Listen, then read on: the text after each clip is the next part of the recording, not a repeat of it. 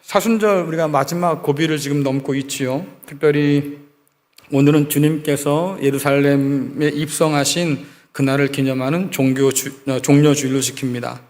아마 여러분들이 이 종려주일에 생각하는 장면들이 있을 거예요. 예수님께서 하얀 어린 나귀를 타고 성문 앞에 계시고, 또 많은 사람들이 종려나무 가지를 꺾어 들고 혹은 자기의 겉옷을 벗어서 예수님 지나가신 그 길에 깔고 호산나 환영하는 그런 모습들을 여러분들이 기억할 텐데, 그 모습은 결국 우리에게 보여준 게 뭐겠습니까? 주님께서 지금 왕으로 예루살렘 성에 들어가신다.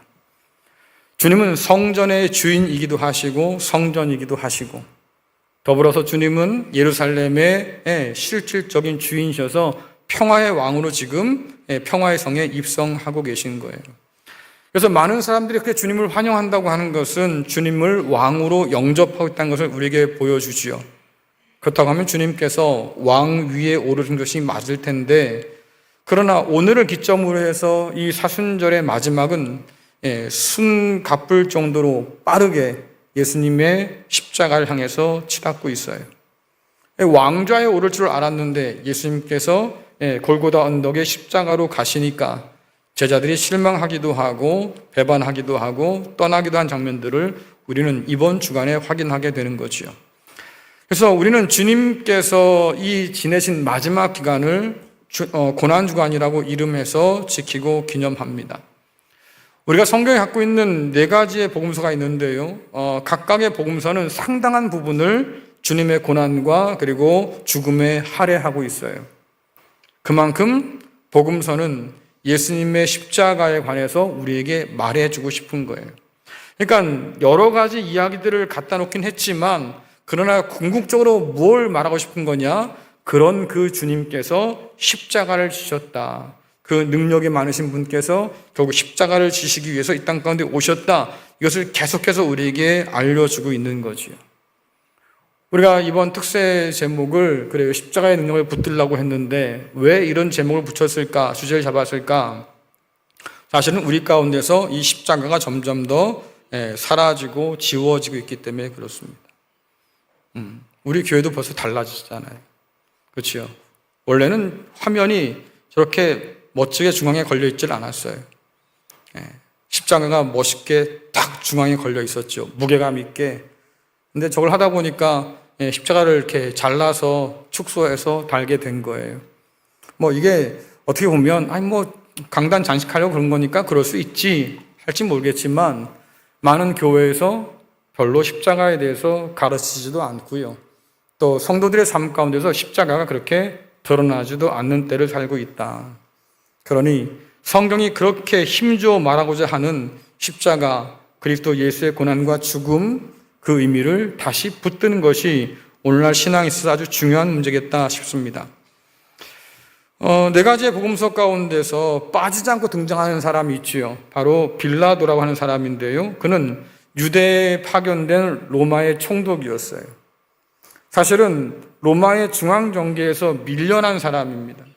그리고 가장 변두리라고 얘기하는 유대 땅 그 식민지의 총독으로 부임한 사람이에요. 그 당시에 유대 사람들은 로마인들에게 별로 그렇게 인식이 좋지 못했습니다. 왜냐니까 그들은 로마에 저항하기를 밥 먹듯이 했던 사람들이에요. 그럴 수밖에 없는 것이 하나님께서 왕이시다, 이런 믿음을 가지고 있었고, 곧 하나님께서 다윗 같은 메시아를 우리에게 보내주셔서 이 나라를 다시 회복시킬 거다, 이런 소망을 가지고 있는 사람들이기 때문에, 그것을 종교적인 신앙을 가지고 있던 사람들이기 때문에 로마에 대해서 그들이 저항을 자주 했습니다.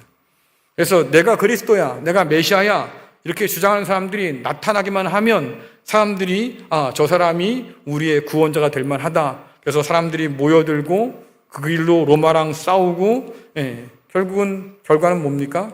십자가형을 달린 사람들이 그렇게 많았다. 그렇기 때문에 이 로마에게 유대인들은 골칫거리예요. 그러니까 이 빌라도도 그 상황을 다 알고 왔잖아요. 그러니까 유대 땅을 다스릴 때에 굉장히 폭력을 가지고 다스렸다, 잔인하게 진압하고 억압했다는 것을 우리가 알 수 있습니다. 그런데 그런 오늘 빌라도가요, 죄수 한 사람 때문에 모척 난처한 상황이 되었습니다. 많은 사람들이 몰려와서 빌라도에게 그를 십자가에 못 박으라고 지금 요구하고 있는 중이고, 빌라도는 그 죄인을 눈앞에 두고 심각한 고민에 빠졌어요.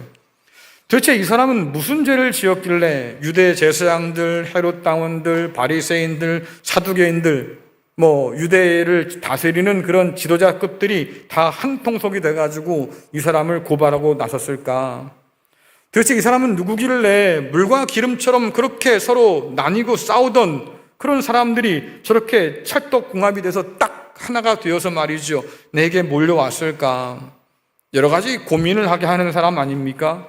그래서 가만히 그 죄수를 살펴봐요. 근데요, 이상한 게 한두 개가 아니에요. 신문해봐도 별다른 죄목을 발견할 수가 없었어요. 그런데도 불구하고 그 죄수는 내가 무죄하다 혹은 억울하다 적극적으로 변호하지 않습니다. 참 희한한 사람이에요.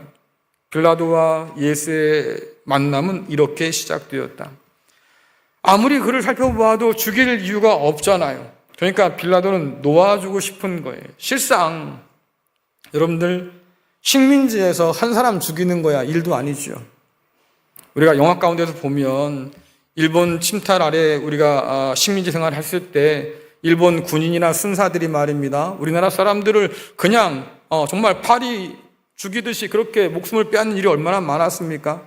그러니까 식민지에서 누구 하나 죽는 거, 특별히 총독이 하는 것은 그건 전혀 어려운 일이 아닐 수도 있어요.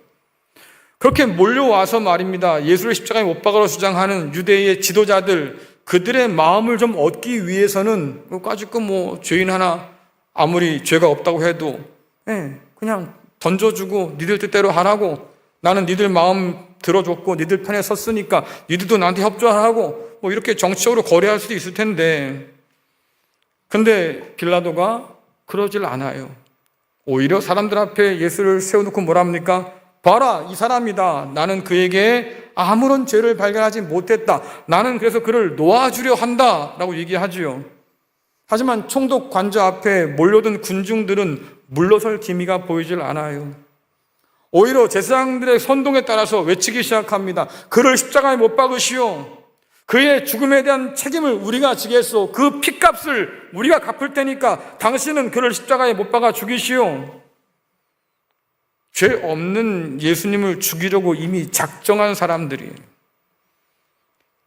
그러니 이런저런 얘기를 들어도 꿈쩍하지 않았던 이 빌라도인데, 빌라도를 무릎 꿇게 만드는 소리 딱 한마디가 들려옵니다. 그 예수를 풀어준다고 하면 당신은 황제의 충신이 아니오. 여러분들 아마 이 얘기 들었을 때 빌라도 등골이 오싹했을 거예요. 왜? 야, 이러다가 저들이 밀란이라도 일으키면, 폭동이라도 일으키면 나는 끝장난다. 또다시 황제 눈밖에 난다고 하면 나는 로마로 복귀할 가능성은 물 건너 가는 텐데 이거 안 되겠다 싶은 거지요. 그냥 이렇게 변방에서 정치적 생명이 끝나고 그냥 그렇게 비참하게 죽어갈까? 그럴 수는 없다는 거예요. 그래서 결국 빌라도가 어떻게 합니까? 무죄한 예수를 십자가에 내줍니다. 사도들과 초대교회는 이 사건을 어떻게 해석했냐면, 이사야에서 기록된 아주 오래된 예언을 주님께서 성취한 것이다 라고 깨달았어요. 그리고 그렇게 가르쳐 왔죠. 그 예언은 오늘 저와 여러분이 읽었던 여호와의 고난받는 종이라고 하는 이 예언의 말씀 가운데 들어있는데, 오늘 13절에 보면, 52장 13절에 보면 보라 라고 하는 이야기로 말씀을 시작합니다. 이 사람을 보라는 거예요. 근데 그렇게 보라고 하신 말씀 가운데 누굴 봐야 되냐라고 하니까 별로 그렇게 주목받을 만한 사람은 아닌 것 같다라고 하는 얘기죠. 자, 이사야서 53장 2절 말씀 같이 읽겠습니다. 시작. 그는 여호와 앞에서 부드러운 새싹처럼,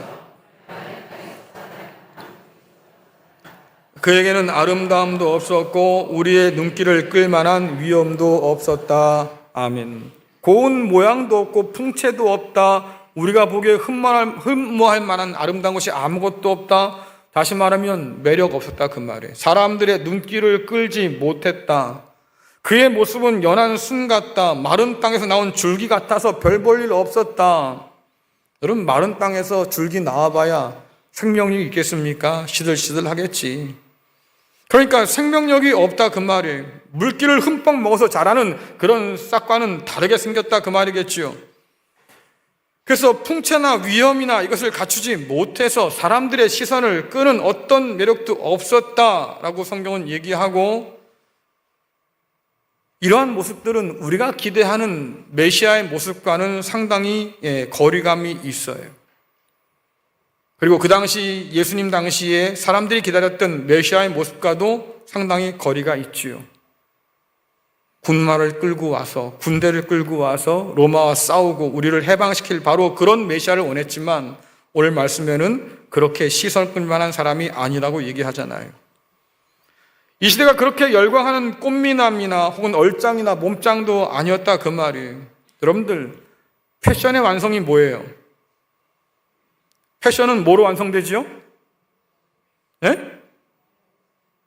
잘 모르시나 보네. 제가 가르쳐 드릴 테니까 잘 기억하세요. 패션의 완성은 얼굴이다. 그렇죠? 아무리 허접한 옷을 입고 있어도 말입니다. 사람이 얼굴이 잘생기면 그냥 잘생겨 보여요. 오죽하면 말입니다. 거짓골하고 있는 사람도 잘생기면 이름이 바뀌잖아요. 꽃거지.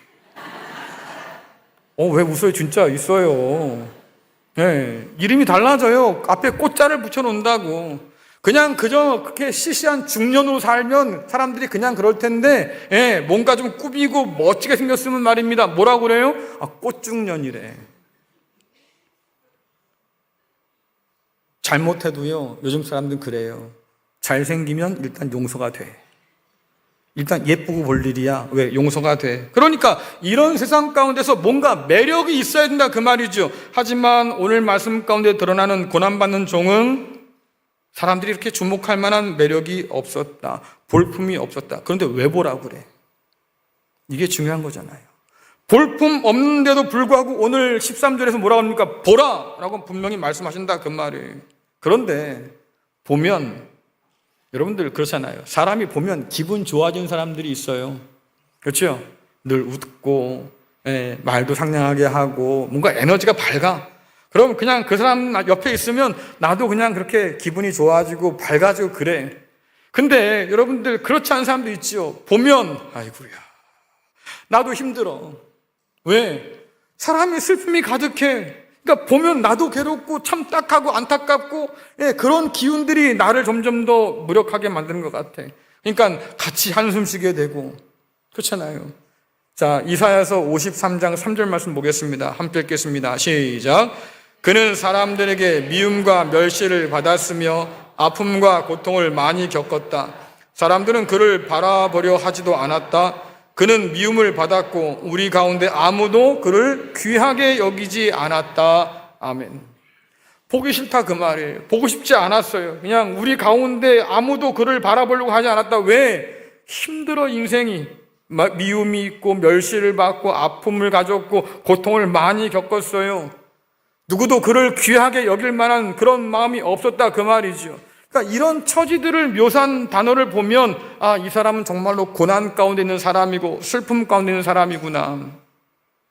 이사야서 52장 14절에 보니까요, 매 맞았다, 피 흘렸다. 그가 당한 고난이 너무나 커서 그 사람이 말이죠, 몰골이 말이 아니었다. 누가 그를 사람으로 봤을까 싶을 만큼 그렇게 상했다라고 얘기해요. 그러면 뭔 죄를 많이 져서 그럴까요? 죄를 졌다고 하면 그럴 수 있겠지. 맞을만 하니까 맞았겠고, 그렇잖아요. 그런 일을 당할만 하니까 그랬겠지. 우리는 그렇게 생각하는데 말씀에 보면 말입니다, 그렇지도 않아. 이 사람은 죄를 진 것도 아니고 거짓말 한 적도 없어요. 다시 말하면 고난받을 이유도 없고 비난받을 이유도 없고 심지어 잡혀서 죽임당할 이유도 없던 그런 무지한 사람이다 라고 성경은 말하잖아요. 자, 이사야서 53장 9절 말씀 읽겠습니다. 시작. 그는 악한 일을 한 적이 없으며 거짓말을 한 적이 없는데도 악한 사람들과 함께 묻혔으며 그의 무덤이 부자들 사이에 있었다. 아멘. 악한 일을 한 적이 없는데 왜 맞습니까? 거짓말 한 적이 없는데 왜 신문을 받습니까? 왜 사람들에게 미움을 받고 말이죠, 그렇게 핍박을 당합니까? 그런데 말입니다, 호소하지도 않아. 난 억울하다고 나는 이렇게 대접받을 사람이 아니라고, 나는 무죄한 사람이라고 항변하지도 않아요. 오늘 말씀에 기록된 것처럼 그저 도살장에 끌려가는 어린 양처럼 그렇게 체포되고 신문당하고 심지어 죽임까지 당한다. 그러니 그를 바라보는 사람마다 다 고개를 젓는 거죠. 에휴, 틀렸어, 끝났어. 왜? 저런 사람을 통해서 하나님이 위대한 일을 과연 할 수 있을까? 우리가 기대하는 사람이 아닌데. 그러니 뭐라고 합니까? 여호와의 구원하신 능력이 과연 저 사람을 통해서 드러날 수 있을까? 사람들이 기대조차 하지 못했다. 그게 바로 고난받는 종이었다, 그 말이에요. 그러니 이 고난받는 종은 예수님 시대도 그렇고 지금도 그렇고 우리가 기대하는 모습과 딱 떨어지는 메시아의 모습이 아니다, 그 말이에요. 대단한 권세를 가지고 로마와 싸워서 왕좌에 오르는 그런 메시아, 다시 옛날처럼 말입니다, 다윗 때의 강력한 나라를 세울 바로 그런 메시아, 그런 메시아를 기대하는데 볼품없는 이 사람 기대할 수가 없는 거죠. 오늘 여러분 그렇지 않아요? 여러분은 어떤 메시아를 기대합니까? 어떤 예수님을 바라보고 있어요? 어떻게 보면 그래요. 아까 우리 처음에 말씀드린 것처럼 십자가가 별로 우리에게 중요하지 않는 이유가 뭐겠어요? 원하지 않기 때문이에요. 주님께서는 너희도 나를 따라서 그 길로 걸어가야 돼 라고 말씀하시고 그래야 너희가 내 제자야 라고 말씀하시는데요, 사실은 우리는 그 좁은 길, 그 좁은 문이 싫다 그 말이에요. 별로 관심 두지 않아요. 우리가 관심 있는 것은 세상 사람과 함께 걷는 넓은 길, 세상 사람들이 함께 들어가는 그 넓은 문이 더 관심 있지요. 그러니까 이런 상황 속에서 고난받는 종, 우리가 기대하고 원하는 메시아는 아니다. 그런데 오늘 말씀 보니까 우리가 몰랐던 또 다른 진실의 조각을 보여주는데, 자, 이사야서 53장 10절 상반절 읽겠습니다. 시작. 그러나 그에게 상처를 입히고 고통을 준 것은 여호와의 뜻이었다. 여호와께서 그의 목숨을 죄를 씻는 제물인 속죄제물로 삼으셨다. 아멘. 오늘 말씀이 보여주는 또 다른 진실이 뭡니까? 이 모든 것이 다 하나님께서 행하신 일이다. 알아볼 수 없을 만큼 상한 그의 얼굴, 하나님께서 고난 가운데 넘겨주셨기 때문에 그렇게 된 거다라고 얘기해요. 심지어 뭐라고 합니까? 하나님께서 그의 목숨을 죄를 씻는 제물인 속죄제물로 삼았다. 속죄 제물이 되게 하셨다.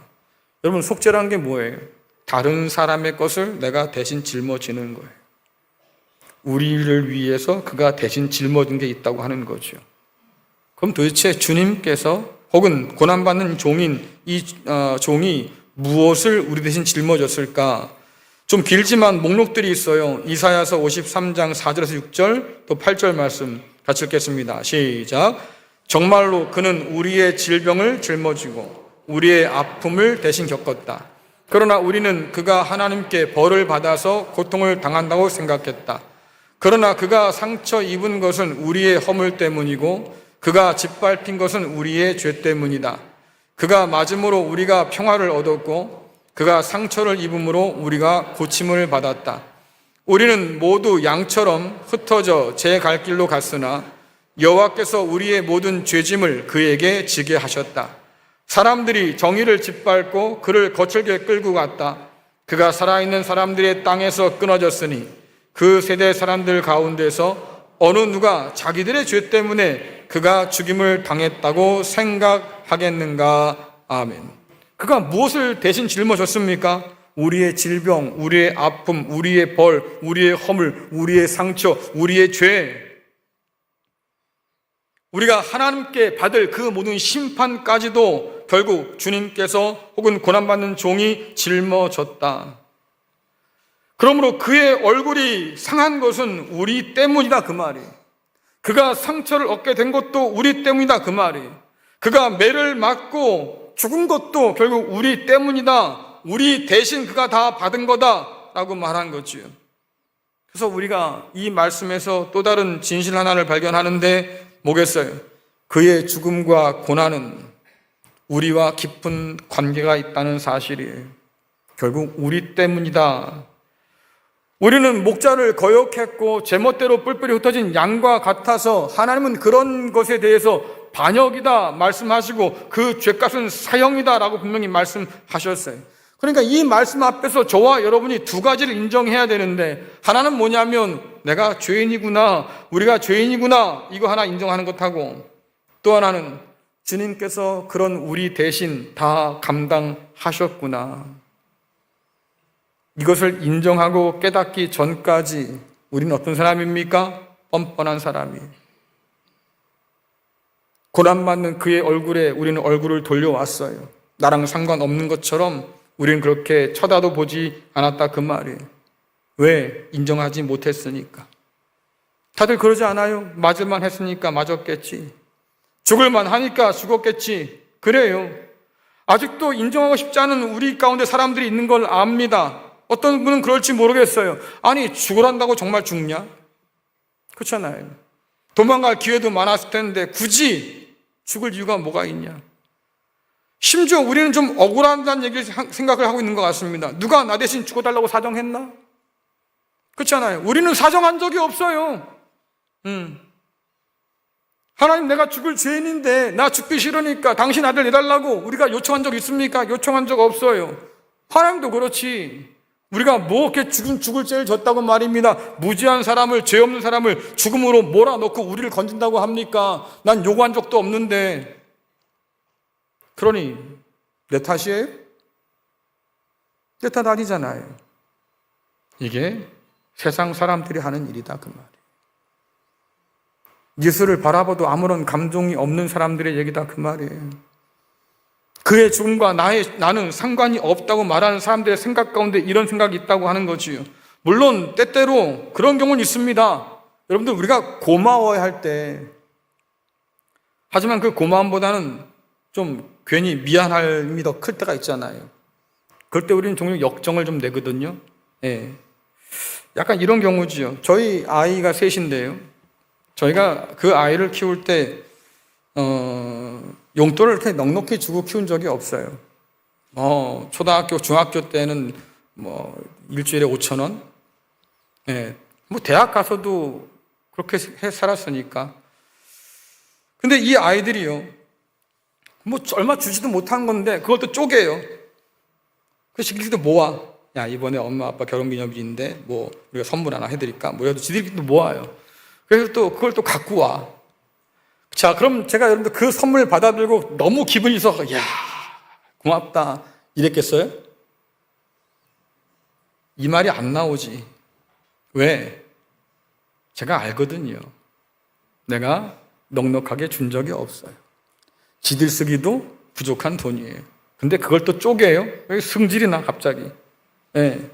이런 걸 대체 왜 사와가지고? 한 번은 텀블러 사왔더라고요. 저희 아내 거와 제 걸 2개 사가지고 왔어요. 가만히 생각해봐도 제법 값이 되겠어요. 2개니까. 제가 뭐라고 그랬겠습니까? 야, 우리 집에 텀블러가 없어가지고 사왔냐? 왜 그랬다고요? 고맙지 않아서가 아니라 미안함이 커서. 그렇죠?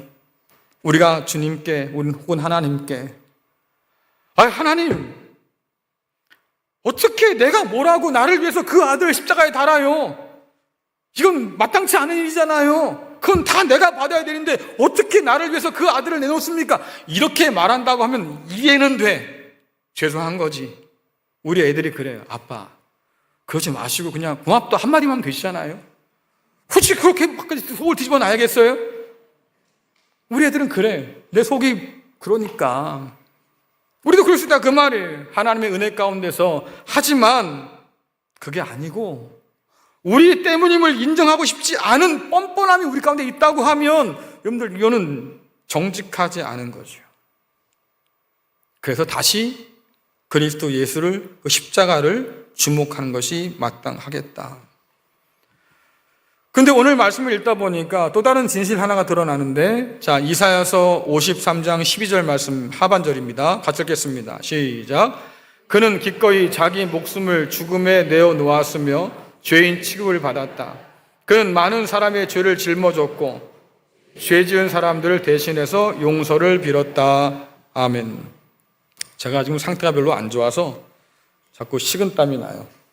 요때만 되면 항상 그런 것 같아요. 이 특세 앞두고 뭐 이런 게.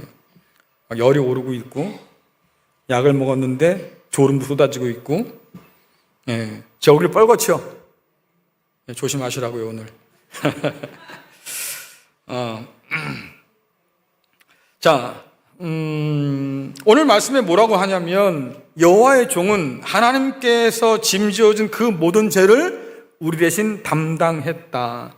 강제가 아니라 순종함으로 기꺼이 자기 목숨을 죽음에 내어놓고 스스로 죄인 취급받기를 자청했고, 그로 인해서 우리를 건져주셨다라고 얘기해요.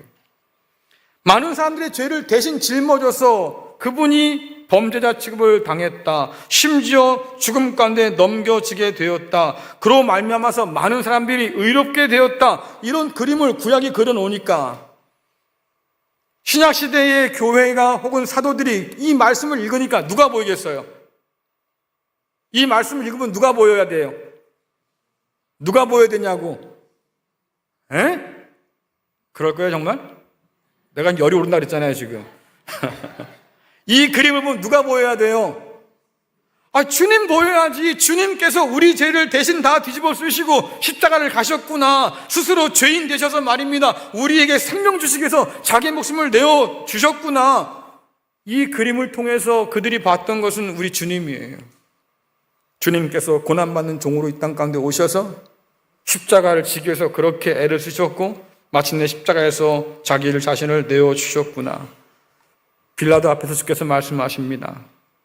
네가 날 잡은 게 아니야. 내가 잡혀준 거지. 내가 내 목숨을 내어주는 거야.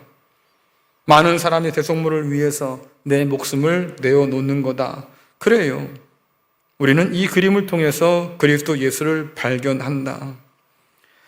그래서 주님께서 우리의 모든 것을 대신 담당하셨기 때문에 우리의 모든 것을 십자가 아래 내려놓을 수 있다고 성경은 말해주고 있는 거예요.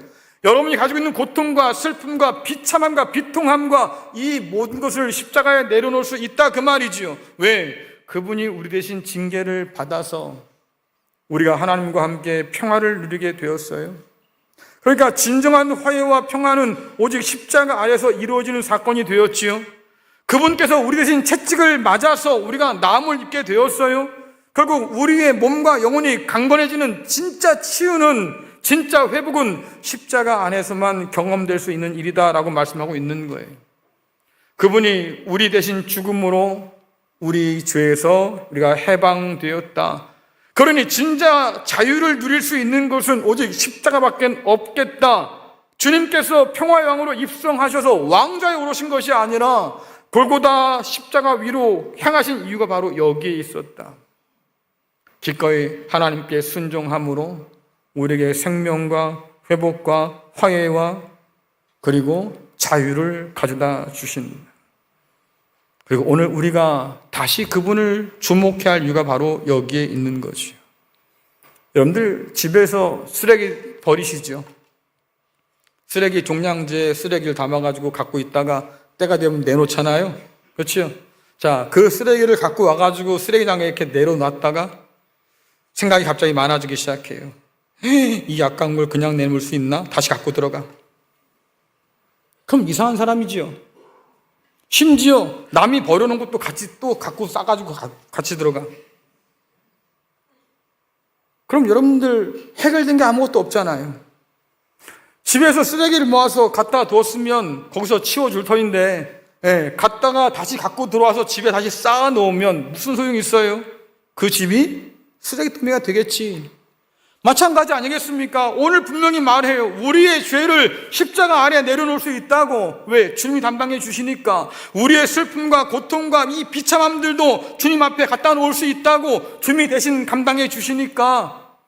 우리가 맞을 일이 참으로 많지만 그것도 주님이 대신 맞아주신다고 하시니까 주님 앞에 아뢰할 수 있다고 말하는데요. 그래서 오늘 본문에서 묻는 거예요. 53장 1절에서 우리가 전한 것을 누가 믿었느냐? 우리가 전한 것을 누가 믿었느냐? 그리스도 예수께서 십자가를 통해서 이루신 그 모든 것을 정말로 우리가 믿고 있느냐? 여전히 많은 사람이 믿지 못하는 사실 앞에 우리가 서 있는데, 그럼 우리는 과연 그것을 믿고 있는 걸까? 우리는 바로 그 주님을 바라보고 있는 걸까? 여호와의 능력이 누구한테 나타나느냐? 그래요, 세상은 아직도 십자가에 달리신 그분을 통해서 하나님이 드러낸 구원의 능력들을 바라보지 못하잖아요. 근데 우리는 믿습니까? 우리 삶이 변하지 않는 이유, 우리가 여전히 슬픔 가운데 살아가는 이유, 우리가 과거의 그 상처를 안고 사실은 이미 치유돼서 말입니다. 이제는 딱정이 않고 흉터만 남아서 봐도 괜찮을 만한데 여전히 그 흉터를 가지고 딱지할덩이고 다시 아프다고 하는 이유, 그 이유가 뭘까? 결국은 믿지 못하기 때문이에요. 죄의 용서를 받아서 내가 자유함을 얻었다고 했는데도 불구하고 우린 다시 죄에 매이기 시작하고, 하나님께서 우리에게 화평케 하시는 복을 주셨다고 말씀함에도 불구하고 여전히 우리는 불안과 두려움 가운데 살아가고 있고, 왜 우리는 이럴까? 충분히 고통스럽고 충분히 슬퍼한 삶이지만, 그러나 이런 우리에게 하나님께서 위로와 평강과 기쁨을 부어주셨다라고 말씀하는데도 불구하고 여전히 우리는 그 가운데서 헤어나지 못하고 산다. 왜 그럴까? 그러니까 오늘 질문하는 거예요. 누가 믿었을까? 이 사실을. 우린 믿고 삽니까? 이 자리에 나와 앉아 있지만, 그러니 우리도 믿지 못하는 것을 가지고 세상 사람들에게 봐라 이 사람이라고 여러분 말할 수 있겠냐 그 말이에요. 십자가에 달리신 그 주님을 다시 바라봐야만 세상을 향해서 우리가 외칠 수 있지 않겠습니까? 봐라 이 사람이다, 이분이 우리 주님이셔, 우리의 모든 걸 다 담당한 분이야. 사람들은 그럴 거예요. 야, 별로 매력 없다, 그래요, 볼품 없는 사람이지요. 하지만 그분께서 오늘 우리에게 참된 자유와 평화를 가져다 주셨다. 그러니 그분을 바라고 말할 수 있는 사람들이 우려야 되잖아요. 힘과 능력을 자랑하는 시대 가운데서 우리는 감히 말입니다, 약하고 자기 변호하지도 못하고 그냥 그렇게 십자가에 달려 돌아가신 그분을 우리는 세상 가운데 소개합니다. 봐라 이분이다. 우리의 모든 약함을 다 짊어지시고 우리에게 강함을 주신 바로 그분이시다. 그분의 죽음을 바라보면서 나는 아무 책임 없어 뻔뻔하게 구는 세상 사람들 앞에 말입니다, 아니야, 너와 내 죄 때문에, 우리 때문에 주님께서 십자가에 달리셨단 말이죠. 인정하고 고백하라고 초청하는 이유가 뭐겠어요? 우리가 그분을 믿기 때문이잖아요. 우리가 이미 그것을 누리고 있다고 하면 그들도 누리길 바라는 마음을 가지고, 우리가 하나님과 화평케 된 자라고 하면 그들도 하나님과 화평케 되기를 바라는 마음으로, 우리의 영과 마음이 온전히 치유됨을 받았다고 하면 그들도 그 치유를, 그 온전함을 누리기를 바라는 마음으로, 우리가 죄에서 해방되어서 참된 자유와 생명을 누리며 산다고 하면 그들도 그 그리스도 예수를 통해서 생명과 자유를 맛보길 바라면서, 보라고 제발, 저분이야말로 우리를 구원하신, 우리를 대신해서 짐지신 바로 그분이라고 여러분 외칠 수 있지 않겠냐 그 말이에요. 사순절은 그런 기간이에요. 고난의 이 시간들은 바로 그런 기간이에요.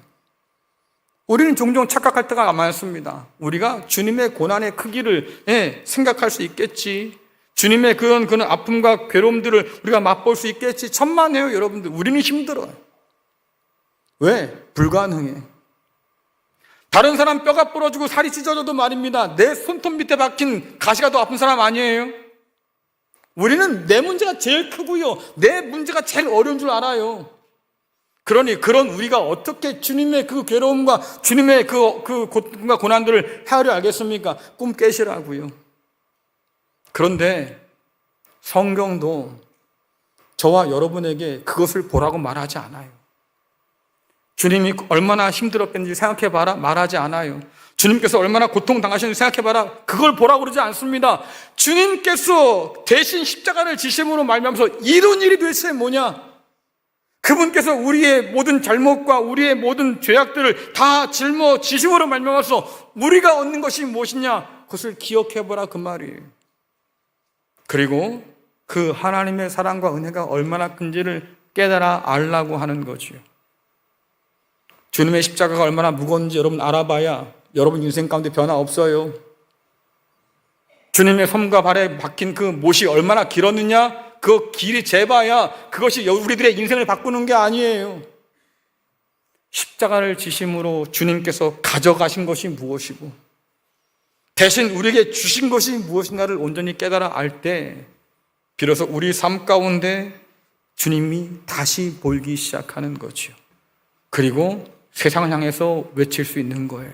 보라, 이 사람이다. 고난주간을 통해서 다시 주님을 주목할 수 있기를 간절히 축원합니다. 주님께서 고난당하심으로 우리가 받은 은혜가 무엇인지를 깊이 깨달아 알기를 간절히 축원합니다.